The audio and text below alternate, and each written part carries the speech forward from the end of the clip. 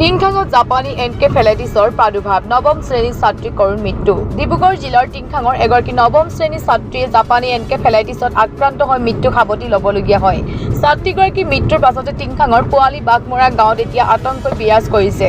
গাঁওখনৰ ৰুবুল কোচ আৰু পাপৰি কোচৰ কন্যা তথা টিংখাঙৰ দিল্লীনগৰ উচ্চতৰ মাধ্যমিক বিদ্যালয়ৰ নৱম শ্ৰেণীৰ ছাত্ৰী জোনালী কোচ 15 বছৰ প্ৰচণ্ড জ্বৰ হোৱাত স্থানীয় ৰাজগড় সামূহিক চিকিৎসালয়লৈ নিয়াৰ পিছত উন্নত চিকিৎসাৰ বাবে ডিব্ৰুগড়লৈ প্ৰেৰণ কৰে। ডিব্ৰুগড় অসম চিকিৎসা মহাবিদ্যালয়ত চিকিৎসাধীন অৱস্থাতে বৃহস্পতিবাৰে পুৱতি নিশা মৃত্যু হয় জোনালী কোচৰ। আনহাতে একেটা পৰিয়ালৰে আন এগৰাকী যুৱতীও জ্বৰত আক্ৰান্ত হৈ চিকিৎসাধীন হ'ব লগা হৈছে। এতিয়া জাপানী এনকেফেলাইটিছ ৰোগৰ প্ৰাদুৰ্ভাৱৰ আতংকত শংকিত হৈ পৰিছে গাঁওখনৰ লোকসকল। জ্বৰ হৈছিল এদিন হৈছিল আজি 3 দিন তাৰপৰা ক'লৈ লৈ গৈছিলে ৰাজগড় মেডিকেল তাৰপৰা দেখালোঁ বেজী এটা দিলে বেজী দিয়াৰ পিছত এঘণ্টামান ৰখক বুলি ক'লে এঘণ্টা ৰখিলোঁ তাৰপৰা ক'লে এটা বজালৈ ৰখক বুলি ক'লে এটা বজালৈ ৰখিলোঁ তাৰ ওলাও আৰু ঠাণ্ডা ৰখক বুলি ক'লে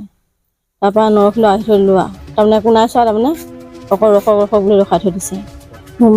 মঙলবাৰ নিছিলোঁ জ্বৰ বেছি হোৱা দেখি লৈ গ'লোঁ আকৌ কালি দেখালে তাৰপৰা পেচেণ্টক চাই মেলি চেলাইন লিখি দিলে চেলাইন দিলে তাৰপৰা বেজী এটা দিলে তাৰপৰা লগালগ মেডিকেলত ডিব্ৰুগড়লৈ লৈ যাওক বুলি ট্ৰেন্সফাৰ কৰালে তাৰপৰা আকৌ ডিব্ৰুগড়লৈ লৈ গৈছোঁ ডক্টৰে কি বুলি ক'ব একেবাৰে ক্ৰিটিকেল বেয়া বুলি কৈছে আৰু যোৱাৰ পিছত ডক্টৰ অহাৰ পৰা একদম মিনিটে আহি চাই আছে কিন্তু ডক্টৰে আহিছোঁ চিট নাপালোঁ তাৰপৰা সেই ৰাতিপুৱা তাৰমানে 4টা বজাত তাৰমানে আহিছিলে বুলি হেৰি কৈছে তাৰপৰা সেই পঠিয়ালে আৰু সেই গাড়ীত উঠাইছোঁ ল'ৰা তেতিয়া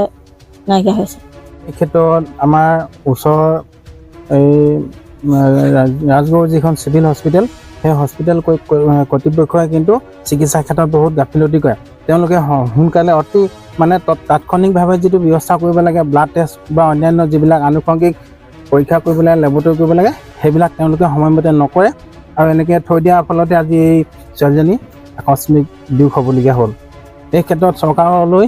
এই হস্পিটেলৰ ডক্টৰ বা নাৰ্ছক এই ক্ষেত্ৰত আমাৰ গাঁৱলীয়া ৰোগীসকলক চিকিৎসাৰ ক্ষেত্ৰত অকণমান সজাগ হৈ অতি ক্ষীপ্ৰতাৰে চিকিৎসা কৰিবলৈ এই ক্ষেত্ৰত আমি আহ্বান জনাওঁ। এই অঞ্চলটো যিহেতু এনকেফেলাইটিছ যদি ইয়াত ৰিপৰ্টত ওলাইছে তেতিয়াহ'লে এই সমগ্ৰ অঞ্চলটো কিবা DDT ছটিয়াব এনেকুৱা ধৰণৰ চেনিটাইজ কৰাৰ ব্যৱস্থা কৰিব লাগিছিলে আৰু তাৰ লগতে গাঁৱৰ বা 200 মিটাৰমান এটা এৰিয়া জুৰি